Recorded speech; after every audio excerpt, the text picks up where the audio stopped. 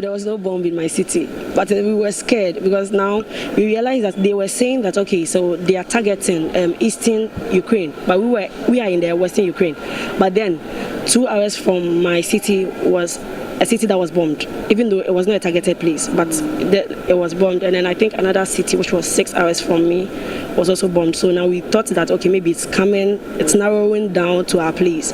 We don't know when it's going to get bombed too. So that's why we took the decision. So we left Ukraine on Friday, and then we got to Romania Saturday in the morning. So we took bus, and then we got to a place, the road was stuck.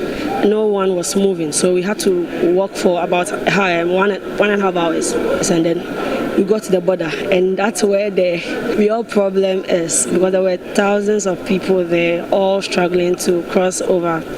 So yeah, that's why we had to take like 12 hours, I think, to cross over. Were you able to pick enough stuff, all your things? This is the only thing I brought. Just that bag? Yes, this is the only thing I brought. I have, I think, 3 bags back in school. Yeah. So what's the plan now that you're in Ghana? What's the plan? I don't know. I would stay until everything is cool and calm before I leave. We left Ukraine around 3 p.m. and then we reached the border at 10. We were walking, because the vehicles were not moving, no vehicles moving, so we had to walk. And then when we got to the border, it was a whole lot of issues because Ukrainians are also running, Ghanaians, Africans, all other countries. So we were able to cross. I crossed around 1 a.m. The rest crossed the next day, like in the morning.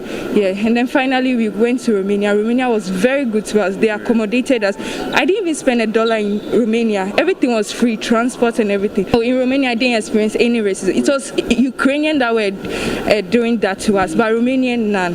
But it was Ukrainian that were doing the racism and all those things. My parents were calling me that, don't worry, continue, we are waiting for you and all. And the government was very good when the ambassador came to meet us in Romania, and then they sent us to a hotel, fed us, because we didn't eat, so we were very hungry. I can't describe how I feel, but it's all of sadness and mixtures of happiness, because some people are actually back home that needs to come to Ghana. And which city specifically were you in Ukraine? Chernihiv. For Chernihiv, we didn't encounter anything yet.